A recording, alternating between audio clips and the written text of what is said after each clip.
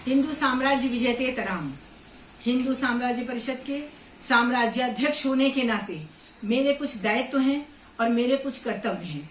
वर्तमान में social media के माध्यम से, अखबारों के माध्यम से, व्यक्तिगत संपर्क के माध्यम से मेरे संज्ञान में लगातार ये आ रहा है कि कुछ लोग व्यासपीठ पर बैठ करके व्यासपीठ की मर्यादा को तार तार कर रहे हैं, जिसमें बहुत सारे कथावाचक हैं। एक कथावाचक है जिनका नाम है मुरारी लाल बापू।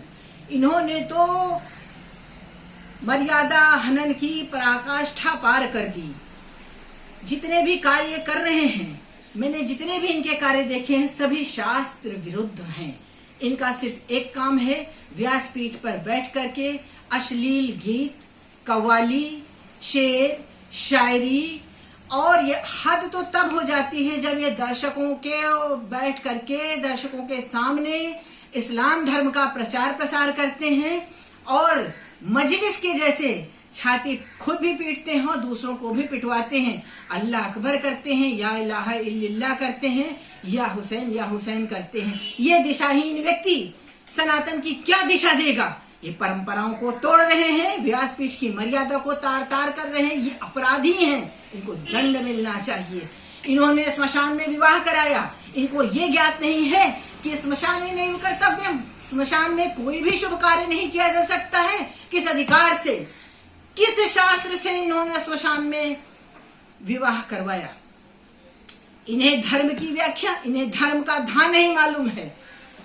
धर्म की व्याख्या तो वैष्णव घर के तोते जो कर लेंगे ना, वो मुरारी लाल बापू नहीं कर पाएंगे। वैष्णव घर के तोते धर्म की व्याख्या करते हैं और धर्म का प्रचार प्रसार करते हैं। ये इस्लाम का प्रचार प्रसार कर रहे हैं। इनमें अगर दम हो तो मस्जिद के अंदर चले जाएं, गीता का पाठ करा दें, अल्लाह की मूर्ति लगा दें, भगवान कृष्ण की मूर्ति लगा दें। अगर मुसलमान लोग इनका कचूमर न निकाल डालें तो बताइए। हद तो तब हो गई जब इन्होंने परसों वीडियो वायरल हुआ जिसमें इन्होंने भगवान कृष्ण को, बलराम को, पूरी अयोध्या, पूरी द्वारका नगरी को इन्होंने जिन शब्दों का प्रयोग किया है, सुन करके कलेजा तार तार हो जाता है। क्रोध तो बहुत आता है, क्योंकि इनको शायद ये नहीं मालूम कि भगवान कृष्ण है कौन। वसुदेव सुतम देवम कंस चाणूर मर्दनम देवकी परमानंदम कृष्णम वंदे जगत गुरु। ये तो वो कौवे हैं कि कितने भी प्रेम से पाला जाए लेकिन मांस खाना नहीं छोड़ेंगे। गोस्वामी बाबा कहते हैं, बायस पाली अनुरागा हुई है कबूरी नामिक कागा। कहा जाता है कि पानी पियो छान के, गुरु करो जान के।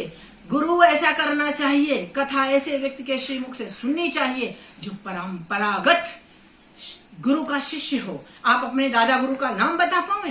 भारत में 4 पीठों में शंकराचार्य विराजमान हैं, रामानंदाचार्य विराजमान हैं, रामानुजाचार्य विराजमान हैं। आप उनसे क्यों नहीं उनके श्रीमुख से कथा का श्रवण करते हैं? आपको एक काली कमली पहनकर इस्लाम का प्रचार करने वाले ही आपको समझ में आते हैं। ये दिशाहीन व्यक्ति ये वर्तमान में कालनेमी का जो भूमिका अदा कर रहे हैं, वर्तमान के वास्तव में कालनेमी है। ये धर्म का प्रचार प्रसार नहीं कर रहे हैं, धर्म के नाम पर धंधा कर रहे हैं। इन्होंने धर्म को कबाड़ी खाना बना रखा है। जिस प्रकार कबाड़ी कबाड़ को बेचकर पैसा इकट्ठा करता है, उसी प्रकार ये कथा बेच करके अपनी झोलियां भर रहे हैं। इन काल नेमियों से हमें बचना चाहिए।